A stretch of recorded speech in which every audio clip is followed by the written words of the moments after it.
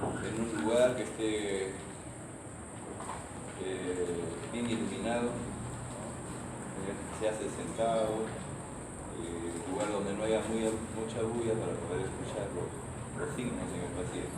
Eso es lo ideal. No siempre se cumple, ¿no? Porque el paciente puede estar dorsal, etc. Luego la técnica del examen es así: inspección, palpación, percusión y auscultación. Ya les dije. Y la secuencia es esta: la parte anterior, la parte posterior y la parte lateral. En la parte lateral siempre hay que tener en consideración el lado derecho. O sea, el lado derecho es fundamental. ¿Por qué? Porque ahí se proyecta el lóbulo medio. El lóbulo medio se proyecta al lado lateral, derecho y anterior. O sea, si el paciente tuviera una patología en la parte lateral y anterior, por ejemplo una neumonía, síndrome del lóbulo medio, ustedes no lo podrían detectar si examinan solo la parte posterior. Entonces siempre hay que examinar sobre todo la parte lateral, anterior, posterior y sobre todo la parte anterior. Todos lados deberían examinar. Esto de que los hallazgos deben ser evaluados de acuerdo a un contexto es que un signo no hace, un síntoma o un signo no hace diagnóstico. Para nada, diagnóstico sindrómico. Uno siempre tiene que unir los síntomas y los signos para hacer el diagnóstico de síndrome. Es excepcional que un signo pueda dar un diagnóstico excepcional. Pero si ustedes van por ahí, siempre van a tener fallas. 99% de fallas de su diagnóstico sindrómico. Sí. Este es de Suros, pero este de Suros es bien complicado. Quiero que me escuchen. Suros lo hace demasiado complicado. Ustedes cuando colocan los signos y síntomas no van a cargar y atrás, no van nada. Siempre son más, a ver, por favor, puede abrir porque no dejan.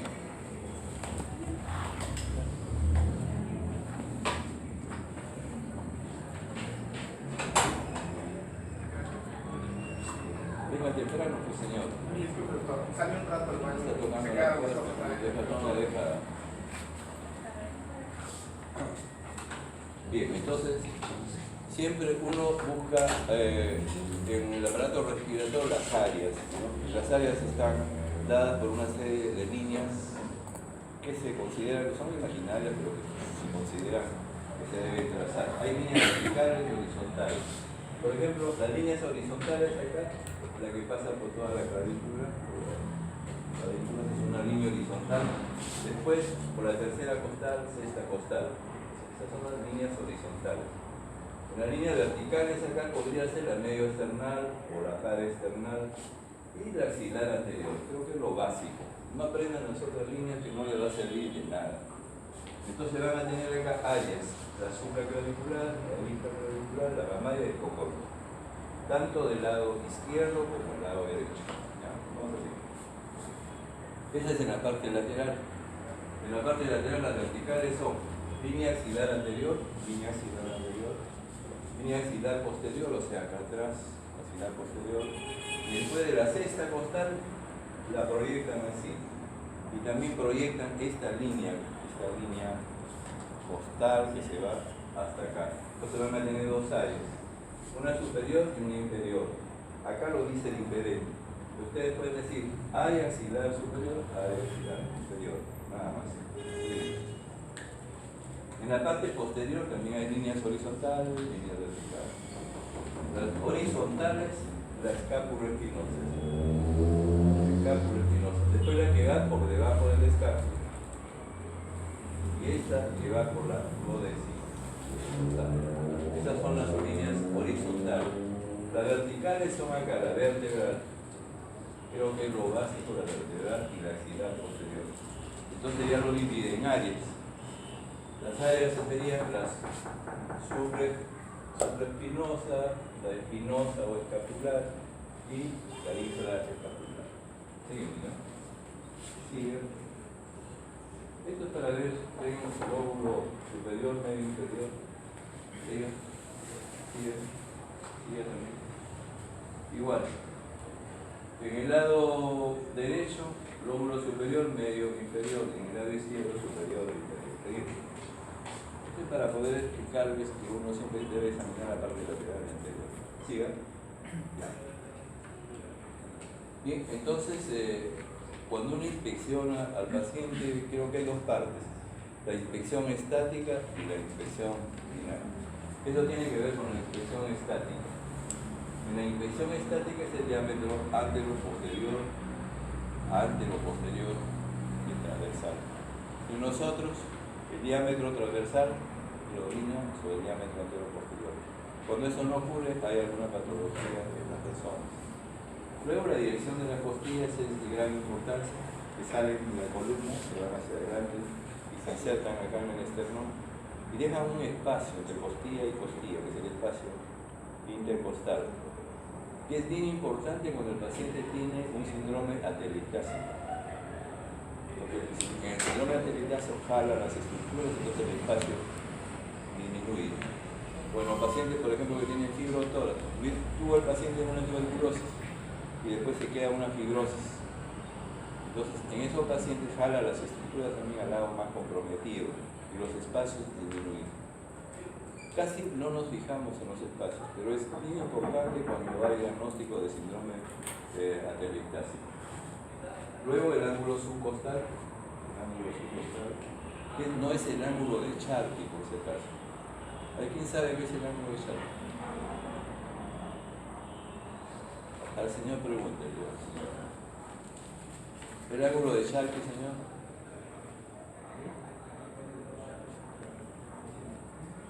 En otro mundo.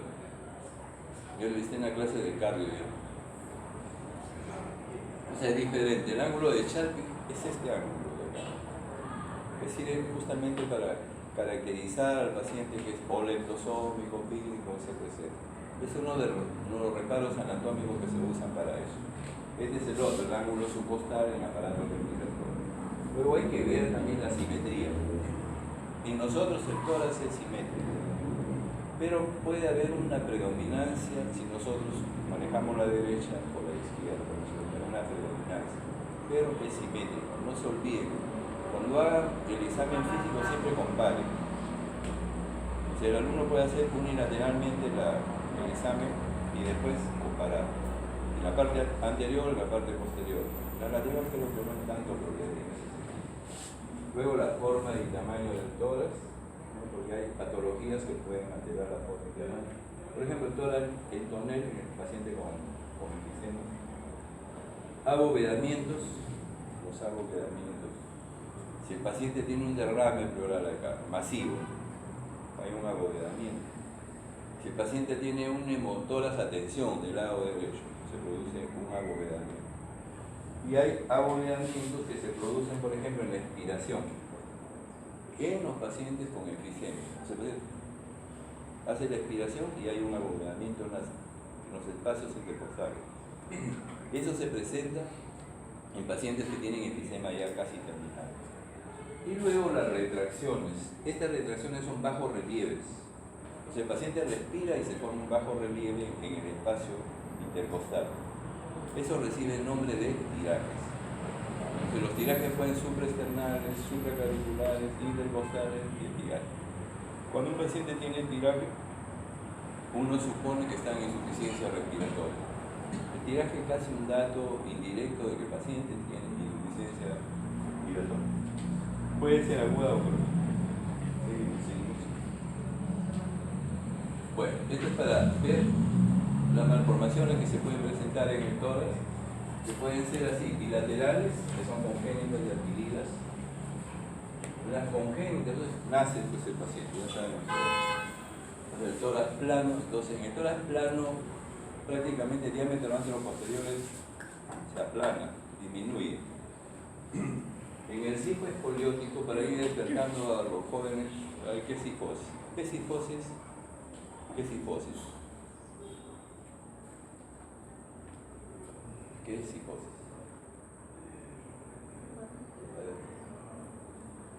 ¿Quién sabe qué es cifosis?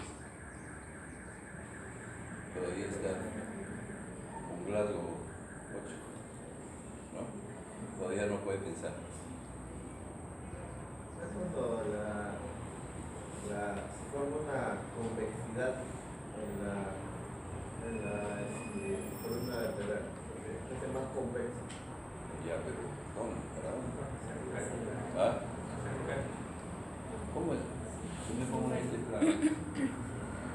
En este plano. ¿Cuál es la convección? ¿Cuál es la sifosis? ¿Esta o esta? Ah, a ver, díganme ustedes. Si acá está la columna, ¿sí? ¿Cuál es la sifosis? ¿Acá o acá? La parte intermedia, no hay la lordosis cervical. Nosotros, lógicamente, la columna tiene lordosis, sifosis, lordosis, sifosis. Pero cuando llamamos que el paciente tiene sifosis, lo patológico, Cuando tienen joroba. cuando la convexidad es así, si esta es la columna, es así. O sea, un jorobado, ¿cierto? Eso es, un jorobado es sifótico. El paciente que tiene mal de POT o tuberculosis tiene sifosis, porque se altera la columna y se vuelve así. Todo lo contrario es lordosis. Y escoliosis lateral, ¿no? Yo estoy acá, así o así. O sea, la escoliosis es derecha, la escoliosis izquierda. Sí fue escoliótico, así, pero lateralizado. Entonces, la sifosis, la escoliosis puede ser fisiológico o no. ¿Qué opinan? A ver, pues, alguien más, no me olvido. ¿Puede ser normal la escoliosis en una persona o no? O yo lo interpreto como algo patológico. Es algo patológico. La sifosis no debe haber sifosis en un paciente.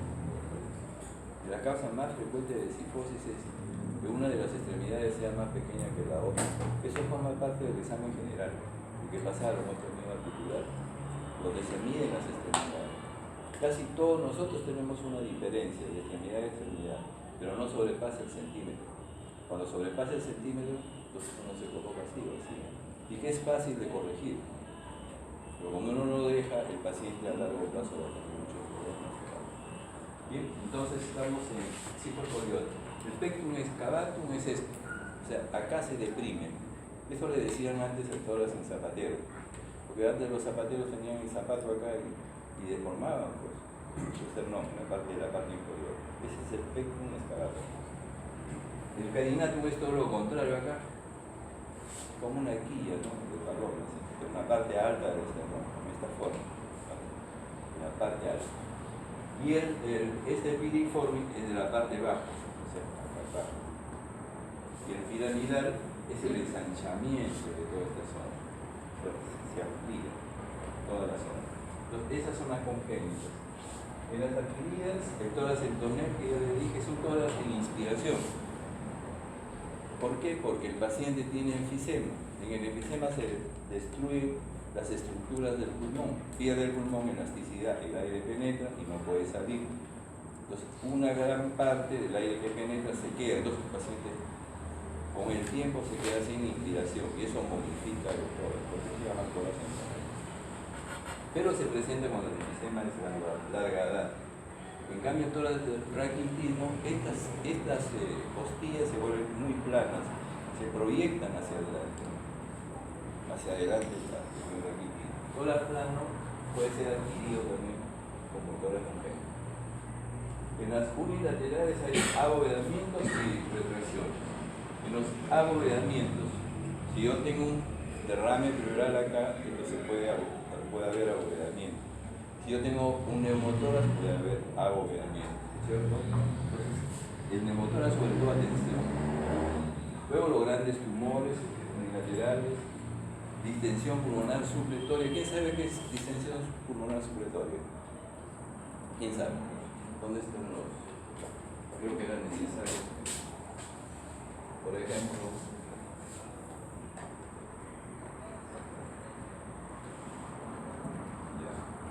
¿alguien sabe o no sabe? Nadie sabe. Bien. Si este paciente tiene tuberculosis, en este lado, este pulmón va a suplir la función de este pulmón. Entonces, la función de este pulmón aumenta, se hipertrofia. Y eso trae como consecuencia una deformidad del tórax. Puede ocurrir también en el mismo pulmón, ¿no? O sea, que esto esté alterado y que esto suple. Eso se llama respiración pulmonar supletora.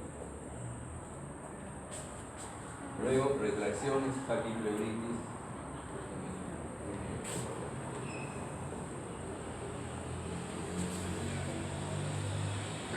Tienen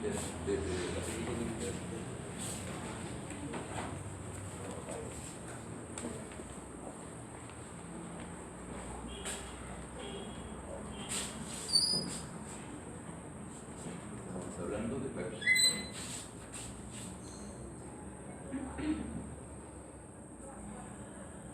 Un paciente ha tenido un derrame, por ejemplo, tuberculosis.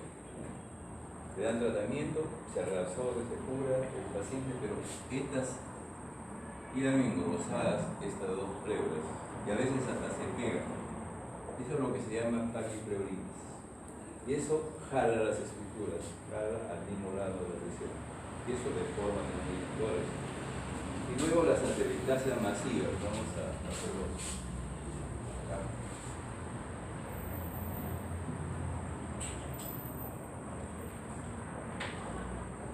Igualito, la atelectasia se produce por obstrucción de un bronquio. Como se obstruye el bronquio, todo esto deja de oxigenarse, se reabsorbe el oxígeno y se produce como si fuera un colapso del pulmón. Como es un colapso para las estructuras, todas las estructuras van a este lado, todo, la tráquea, el mediastino, todo jala. Y eso también deforma el tórax, jala algunas funciones. Luego localizadas, hay abovedamientos, pero que pueden depender de partes blandas. El corazón, cuando hay coartación de la aorta, por ejemplo, grandes aneurismas, y los procesos pleuro-parenquimales que les acabo de decir. Y las retracciones localizadas es por lobectomía. O sea, un paciente tiene tuberculosis. Ese paciente con tuberculosis tiene una caverna. Le dan tratamiento, pero está en la caverna. Y la caverna sigue mandando pacientes y sigue contagiando a otros. Entonces a ese paciente le hacen una lobectomía justamente para sacarle la caverna y evitar de que ese paciente sea vasículo. Entonces esas todas son las alteraciones de conformación de torracito. Seguimos eso. Sí, seguimos. Esta es la escoliosis. Seguimos también. Ya. Entonces hemos hablado de la infección estática, ahora de la infección dinámica. En la infección dinámica primero vamos a medir la frecuencia respiratoria. Y la frecuencia respiratoria antes de medir así, se le coloca un minuto, el paciente estaba respirando, pero cuando ustedes colocaban la mano, el paciente muchas veces se sensibilizaba y aumentaba su frecuencia. Entonces ahora se le toma el pulso y le toma la frecuencia respiratoria. Y al minuto, en un minuto ¿cuánto de frecuencia respiratoria? Generalmente es de ¿cuánto? ¿Cuánto es normal? 16 a 20. A ver, usted. ¿Cuánto es la frecuencia respiratoria? ¿Quién sabe? 16 a 20. 16 a 20, ¿no? 16 a 20. Correcto. Entonces, la frecuencia respiratoria. Hay que ver la profundidad. La profundidad, o sea, yo estoy respirando, ¿cómo es la profundidad de mi respiración? Pues, pongamos, respiro profundamente y voto profundamente, hay un cambio en la profundidad. El ejemplo clásico, ¿alguien sabe? Cambio de profundidad, para ir despertándolo, cambio de profundidad. La respiración de Kussmaul, caracteriza, en la embolia pulmonar también la profundidad se altera. ¿Ya? Sobre todo las grandes embolias pulmonares, ¿no? Entonces la profundidad hay que ver. Luego la expansión.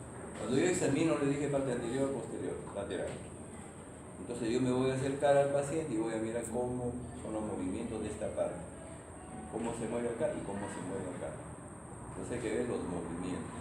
Y en la parte posterior es igual, y en la parte lateral es igual. ¿Qué me indica la disminución del movimiento en algunas zonas auditorias? Me indica que hay una patología ahí, pero no me dice qué. O sea, forma parte de un síndrome. Es un dato único ahí, puntual, pero tiene que formar parte de un síndrome. Síntomas. Luego, ritmo de la respiración. Hay que ver qué tipo de ritmo, ya les hablaba del Kussmaul. Entonces la respiración, el Kuhlmann es una respiración acidótica. Cuando el paciente tiene Kuhlmann, yo digo que tiene acidosis. Cuando el paciente no tiene Kuhlmann y yo supongo que tiene acidosis, o sea, no descarta la posibilidad. Porque para que haya Kuhlmann, el pH del líquido cefalorraquídeo debe estar alterado. Y el pH del líquido cefalorraquídeo tiene que estar ácido. Y para que esté ácido tiene que llegar ahí CO2, que se una con el agua y después se convierte en hidrogeniones. El CO2 atraviesa la barrera hematocefálica bien, pero el bicarbonato no atraviesa la barrera hematocefálica. Entonces, respiración de Kuhlmann. Después hay otro tipo.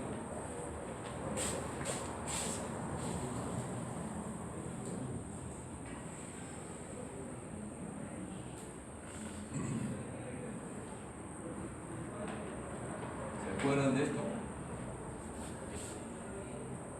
Esto ya lo han hecho. ¿Se acuerdan de este tipo de respiración? Ya lo han hecho ustedes. Esta es la respiración de Cheyne-Stokes. O sea, la respiración va ascendiendo, llega a una cúspide, luego desciende, periodos de apnea, 20, 30 segundos, luego sube. Siempre traduce mala oxigenación del centro respiratorio. Siempre traduce. Se presenta generalmente en los accidentes cerebrovasculares. Pero la Cheyne-Stokes también se puede presentar, por ejemplo, en pacientes con insuficiencia cardíaca, en pacientes con uremia, también en pacientes con anemia. Y también se puede presentar en los adultos mayores, sin que haya una situación patológica de fondo. ¿Por qué? Porque el centro respiratorio del adulto mayor es poco sensible a la acción del oxígeno. O sea, puede tener respiración de Cheyne-Stokes. Si un adulto mayor ve respiración de Cheyne-Stokes, primero descartan las posibilidades que pueden producir, por ejemplo, accidentes cerebrovasculares, etc. Una vez descartado, es seguramente por esa poca sensibilidad que tiene el centro respiratorio de nuestro paciente. Entonces, Cheyne-Stokes, luego la respiración de Biot, son respiraciones así regulares, periodo de apnea, regulares, periodo de apnea, regulares. Ese tipo de respiración se habla de los pacientes que tienen también accidentes cerebrovasculares con poca oxigenación del centro respiratorio.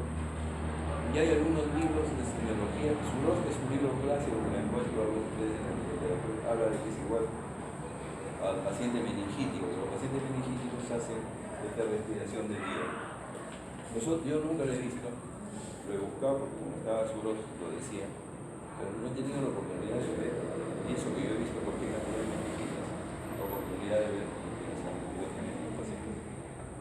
Bien, luego el tipo respiratorio me parece importante, porque puede ser inspiratorio o expiratorio.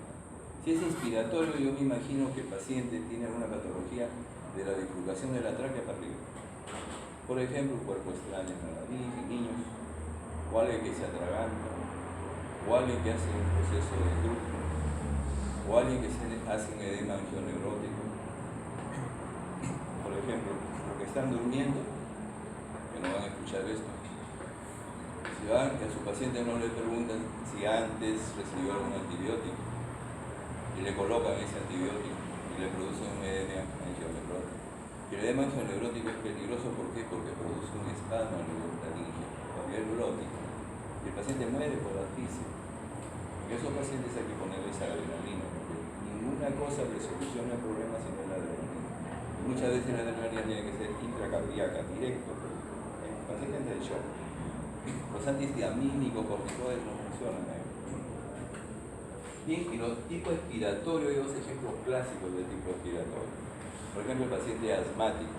En el paciente asmático sucede lo siguiente.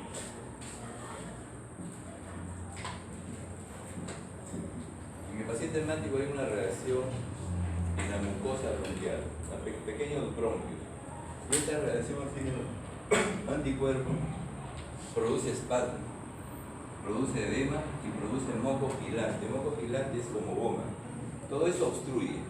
Si la mayor parte de bronquios están en esa situación, entonces el paciente respira, hace penetrar el aire, pero para botar ese aire amplía el tiempo respiratorio.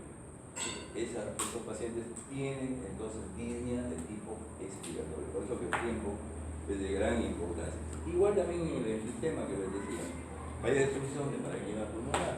El paciente respira, hace penetrar el aire, una parte del aire se queda, no se bota todo y el paciente amplía su tiempo respiratorio, o sea, línea de tipo respiratorio. Importante entonces ver si el paciente tiene una alteración en el tiempo. Luego los abovedamientos que ya les dije, y también la irritación que ya les comenté. Seguimos. Igual esto. Cuando hay fiebre, por cada grado de temperatura aumentan 4 respiraciones. Esto es importante para los fines más de hidratación, Unidad de cuidados intensivos para la hidratación. Ellos miden todo esto. Temperatura, en relación a la frecuencia respiratoria, en relación al número de frecuencia cardíaca, etcétera, etcétera. Para eso es importante. Entonces, ¿qué está aquí? ¿Alguien sabe? ¿Quién me dice? Aumento de la frecuencia respiratoria. Ya. ¿Y cuál es la diferencia de la taquimia con polimia? Que la amplitud, en la polimia está también aumentada la amplitud. La amplitud también, ¿no es cierto? O sea, ambos aumento de frecuencia, pero en la polimia también está aumentada la amplitud. ¿Qué vemos más en nuestros pacientes respiratorios? Taquimneitos, ¿no es cierto? No polimneitos. Cuando ustedes ponen en su historia de pacientes taquimneitos, casi no tienen pierde. Bien, y las taquimias se presentan con todo este tipo de problemas. Anemia, uremia, lesión del sistema nervioso. Hibradimia, que es la disminución de la frecuencia respiratoria menos de cuánto? 16. Se produce por el uso de opiáceos o de tumores cerebrales, sobre todo frontales. Luego la profundidad, ya les comenté, respiración de pulmón, vuelo pulmonar, la disminución de la movilidad torácica, disminución bilateral, todas estas enfermedades, y unilateral, todo eso, que ya les comenté. Seguimos. El ritmo, está la Cheng-Stokes, está la respiración atáxica. Puedo dejar la hiperventilación neurógena y la respiración amniótica para que ustedes lo revisen, para que vayan a su libro y consulten qué son este tipo de respiraciones, en qué consiste y por qué se producen. Los dejo como tema. ¿Ya? Luego, tipo respiratorio, ya hemos hablado. La respiración nuestra es, si ustedes respiran, mira, voy a respirar, van a ver que es torácica y abdominal, pero hay predominio torácico. Pero si una de las señoritas respira, en ellas el predominio es abdominal. Cuando eso se invierte es porque hay una patología. Puede ser en el tórax y puede ser en el abdomen. Luego los abovedamientos respiratorios, ya les comenté, se presentan en el enfisema, sobre todo terminal. Y los tiracos, ¿no? Que son signos de insuficiencia respiratoria, que puede ser supraesternal, supraventricular, intercostal o epigastral.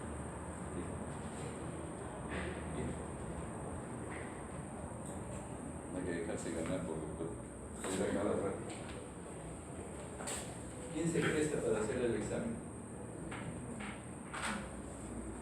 ¿Alguien se puede sentar acá? Préstele ese asiento a alguien. ¿Alguien quisiera sentarse acá? A ver, un voluntario. Usted, por señalar a otro, venga.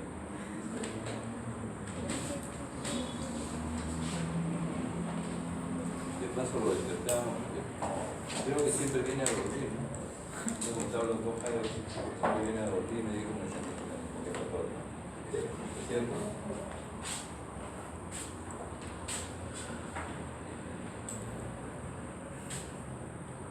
Viene la palpación, ya. ¿Con qué vamos a palpar? Lógico, con la mano, con todo. Pero en la parte de la mano, la parte más sensible es esta, no esta. No es la parte más sensible esta, sino esta. Esta la vamos sobre todo a colocar. ¿Ya?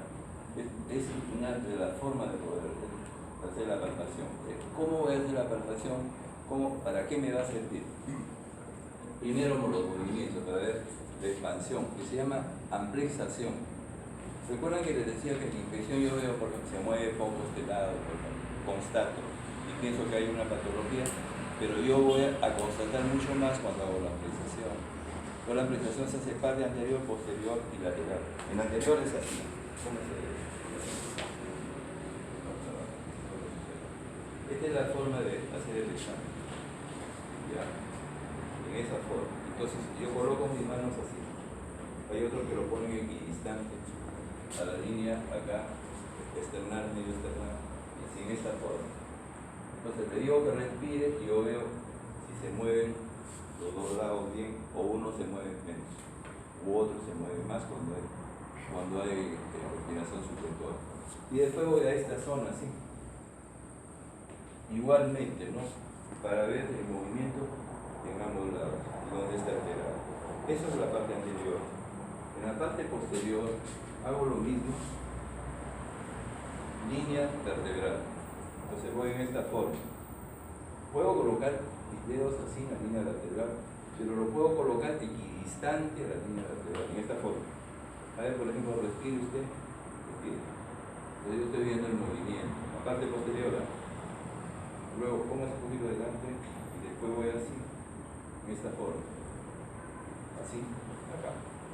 Casi debajo del escápula y veo los movimientos. Y luego la parte lateral, sobre todo el lado derecho, hágase así. Así. Correcto.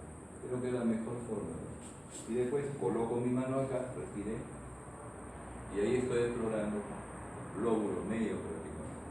Lóbulo medio de la parte anterior. Correcto. Todavía no se da. Luego hay que explorar vibraciones vocales. No se olviden de hacer este examen. Van a ver ustedes que residentes internos en los distintos servicios no hacen el examen completo respiratorio. Las vibraciones son de gran importancia. Si un paciente cuando dice 33, que es lo que comúnmente se hace, otros exploran, dicen 90, 99, 91, dicen que se siente más, pero puede ser 33. Entonces, cuando el paciente dice 33, la onda va vibratoria, se transmite, va hacia el pulmón, pasa la pleura y pasa el tórax hasta llegar a mi mano. Entonces va por varias estructuras. Imagínense, cuando hay alteración en una de las estructuras se va a alterar la vibración vocal.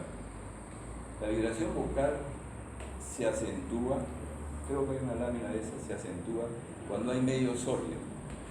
O sea, una neumonía, por ejemplo. Te colocan la mano y la vibración está más acentuada. El sólido transmite bien la vibración.